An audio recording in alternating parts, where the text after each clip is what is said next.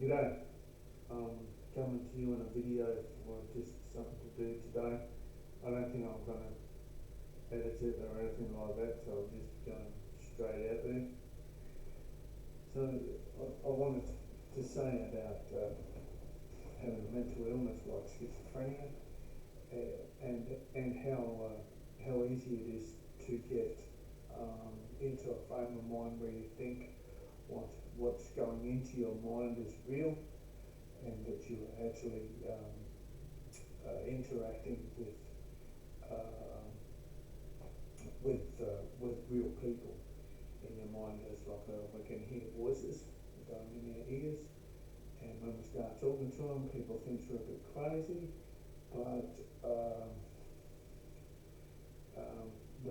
the fact of it is it is really like they are real people, and it's so difficult to differentiate a hallucination from um, real people just using your brain. We've got all our other senses that help us to define exactly what it is that we're experiencing. So just because we hear it doesn't mean that we're seeing it. But sometimes I also see, or people will see things as well, to lead them to think that what they're seeing and hearing is a real person. But it's pretty rare that touch gets involved as well. Although I have been in church and stuff like that, and I've had my hands up in the air while I've been praying like this, and it was like a hand came down and held onto my hand, like shaking hands with God type thing, with my head down while I was praying like this. So I don't discount those experiences, but the experience that I had at that point in time was about 1997. I was seeking rehabilitation from drug addiction. I had problems with people, and the drugs really contributed to the confusing of reality, and basically I was on shit road because I was on another assault charge. I was looking at going to jail. I had problems with drugs and alcohol because they were pretty much the main focus of my life at that time, and I had trouble controlling my emotions, and I would just snap and break things, and sometimes that was people as well. So I had these experiences while I was in the church, and they did help me to shift my focus and to distract me from the out of body experiences that you can experience with drugs, um, or the difference that they can make in your world. And quite often being intoxicated is it's a bit like being on a holiday from yourself, I guess, in a lot of ways. I find that I'm more prone to travel and to journey to get away from or have different experiences than I am to like get drunk or take drugs or something like that. But that's me. So some people are still, especially when you're younger, you don't really think much of the world as a big place. It's like a small place where you can get what you want and you can do what you want. And yeah, the the experience I had in the church helped me to shift my focus from the small world to the big world. And once I got experience with the big world, um, the religion that I was involved with seemed to take a second place as like a small world, but like out of body experience, so like a separate experience with the world as it is.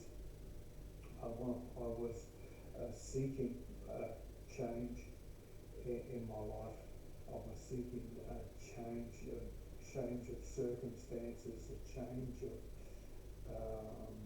people, a change of, but it's all about being able to travel and experience people and places and things. And it's not always about people. Sometimes people is the most frustrating thing. And having schizophrenia, you've got people in your brain all the time, like talking to you, intimidating you, trying to make you feel, well, basically, encouraging you to sabotage your own life, especially where other people's concerned. They want it's like it's a disease and it kills people. It's schizophrenia, it's hearing voices, and it kills people because they actually believe that they are people that are talking to them in their mind when it's nothing of the sort.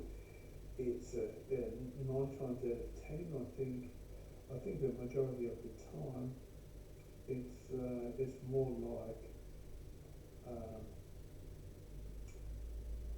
more like an influence that's coming from within your mind, from your conscience, from your subconscious. Sometimes I think when I'm listening to people tell me about their schizophrenia, I think they're telling me that about stuff that really just suggests that their conscience is being pressed. So important to be able to confess and to be able to own the things that you did for the sake of finding the influences that led you to make those decisions, or led you to that decision to practice some dysfunctional behaviour like taking too much drugs and becoming intoxicated and losing control of your emotions, which is pretty much what I think psychosis is. When you become extremely emotional and try to make people believe what it is you're saying is true, and that they have to believe it the way you say it and the way you want them to believe it. And it's a problem once you try to force people. That's like trying to force people how to understand the problem. There's different ways of dealing with problems. There's different ways of dealing with people. There's different ways of being able to make your confession. It's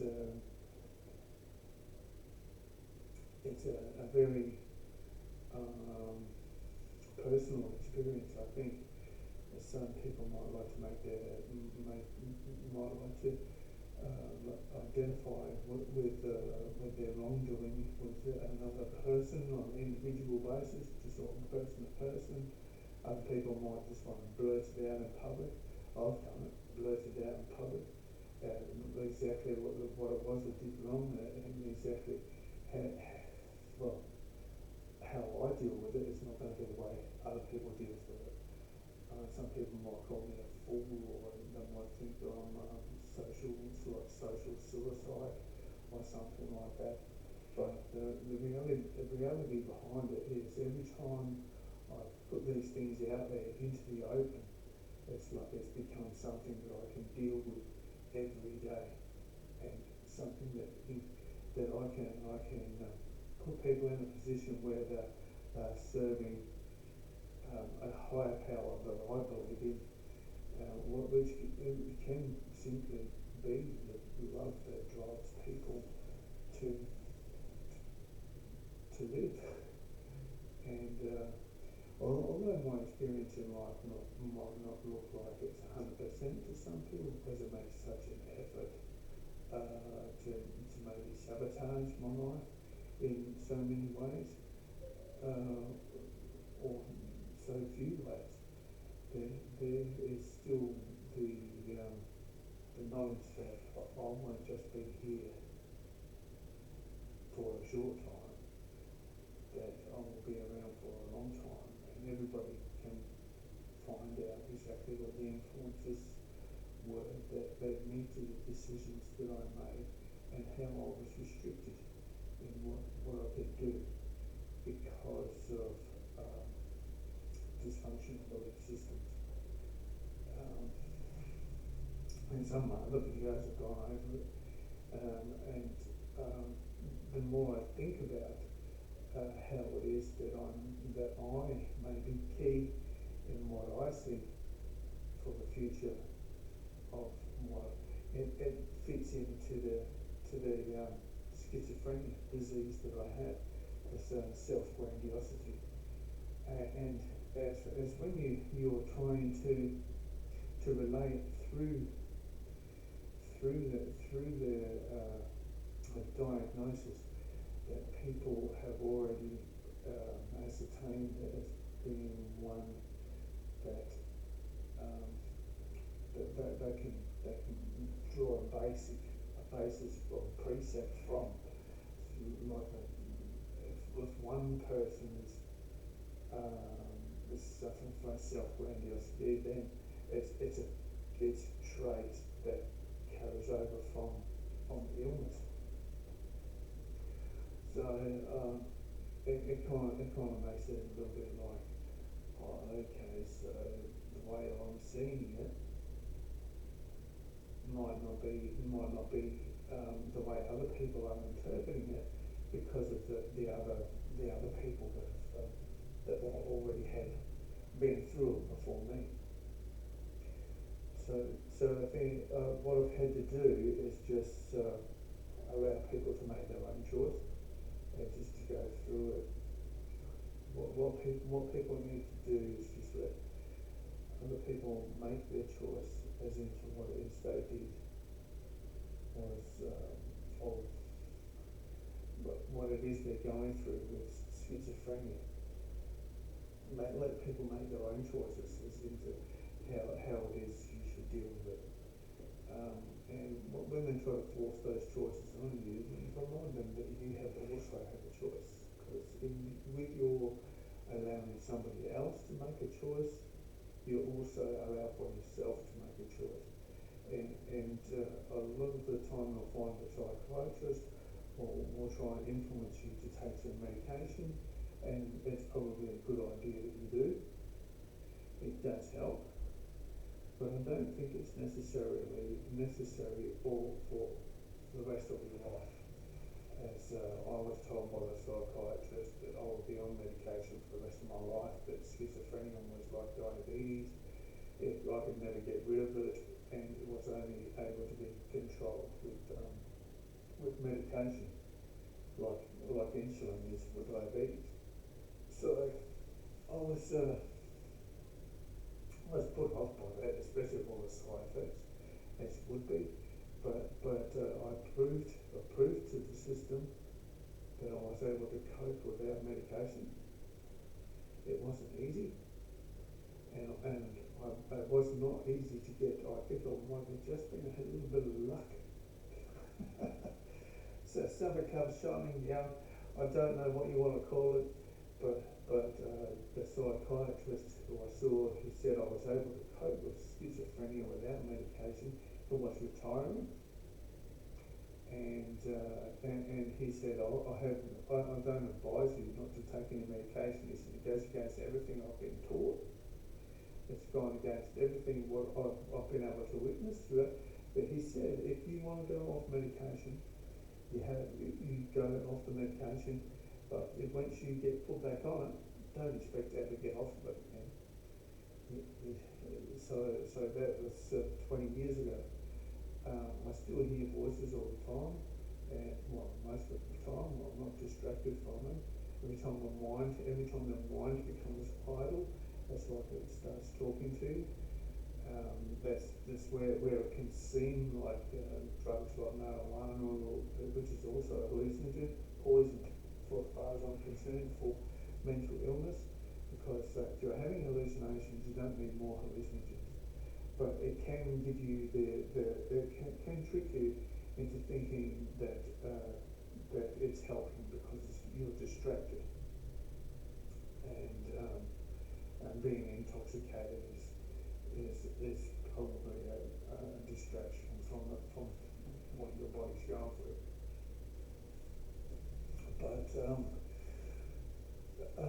my opinion is that weed these days isn't what it used to be. If you're growing it yourself in your garden and suppose smoke it, you probably think to yourself, well, this is pretty crappy, this stuff, well, I can't buy it, seems better. But number one, it's unnatural. It's grown hydroponically. Number two is they can lace it with different, it's very competitive, it's very, very competitive to have the good weed, the good stuff, you know, and that they can lace it with stuff like anesthetics, and they also lead to psychosis. Was reading just the other day about ketamine, and I don't think that these anesthetics are that hard to make. And if you're just going to if it's not going to matter how strong it is, because if you're just putting it on weed, I suppose. I don't know a lot about it, but I have heard that for years it's been done. When they used to call it angel dust, was also an anaesthetic. It's pretty easy to make, as far as I understand it. I've never made it, but yeah, angel dust, and they put that on the weed, and it just spices it up a bit and makes it a bit stronger and a bit more of an experience that's out of the ordinary. So it's like it's probably what you think was really good weed, but in actual fact, it's not really weed at all. But I wouldn't advise trying to deal with your mental illness with any kind of drugs, illegal drugs especially, apart from the ones you get prescribed by a shrink, and even those get a bit much after a while, because they pretty much slow the brain down, what I noticed, and stop you from being from your reacting to schizophrenia adversely. So it sort of slows down your process time in your brain and stuff. That's why you have to stop, hand over your license for a while. They'll give it back to you in time, but you may have to in Australia here we have to get a form every 6 months or every year, depending on how they feel. I don't know exactly what they send me out a form every now and again. I have to get it signed off by the doctor, and the doctor's been worried about my eyes lately, but that's probably because I'm 50 odd. So I think I've said stuff from what I've already said before about schizophrenia and drugs and hallucinations and the origins of schizophrenia. They say it's from trauma, which I totally agree, but I don't think that's a traumatic experience itself. I think the traumatic experience itself is a bit of a distraction, but to try and put these people who curse us with black magic or something, to put them on the spot and to blame them for a mental illness, it's very, very difficult. You can't. They do it in such a way, such a cowardly way that they do it. That you cannot. It's black magic. It's all in the dark. Anybody who does it doesn't bring it out into the open. I think it's one of those things where they keep it secret. It's like some kind of a secret thing, what somebody does to get justice. I guess I don't know. Maybe it's with the people like haunting us because of the trauma that we went through, and maybe they're not really like trying to piss us off and make us angry, abusive people. They're trying to help us to refine. I think that anger and abusive attitudes really sort of burns up the initial emotional responses that we have in the beginning when we first get schizophrenia, and I mean they identify us as being schizos because of the psychosis. I think once a shrink gets in our heads and finds out what it's all about, then yeah, it's a bit of a diagnosis you can come up with. So yeah, um, when it comes to people haunting us and stuff like that, I think it can happen because of dealings with the occult, or yeah, people using our identity or our image in black magic. I think it relates to a kind of justice that people can have when it's looked at in the right way to get people right. But I think there's some people that just try to do it to get control of somebody for the sake of letting them know that they are powerful, or that they're manipulative people who can't be controlled. It's like maybe it's like it's an easy way of putting it would be that you know what's going on, but you can't prove it, I think. And it's like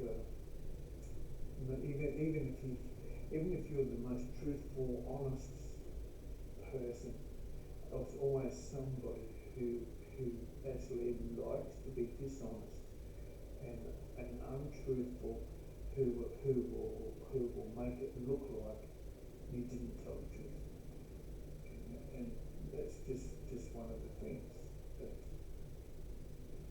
that that that some people like to load you up with, as I guess it's their sense of duty that they have to the destructive nature that they employ. But anyway, letting those people realise that they have a short time is never easy to do, because you can't prove anything and you don't even know them, and if you even try to say anything to them, they will probably act like that you didn't know what they were talking about.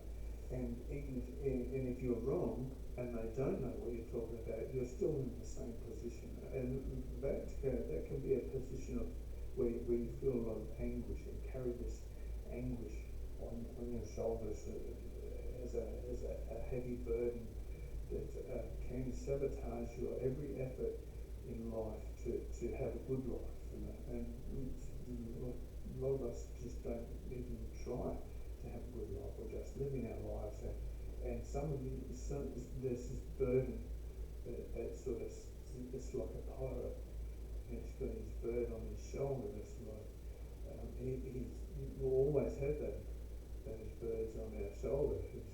He's going to be able to repeat anything you say, and in some in some senses it's just a stupid thing, but in some senses it may seem like if you're trying to keep secrets, it's going to be difficult for you to cope with it if the bird's going to, it's going to but if you're not interested in keeping secrets and you're happy with the truth, then the bird that's on your shoulder is just going to be like a friend. It's going to be somebody who can bring. It's going to be something that can bring joy into your heart. I wouldn't like to put the bird in a cage just because it wasn't on my shoulder, and put it in a cage, because that bird's free. It can come and go. And it's got no obligation to me whatsoever. But I would hope that they had an obligation to the truth.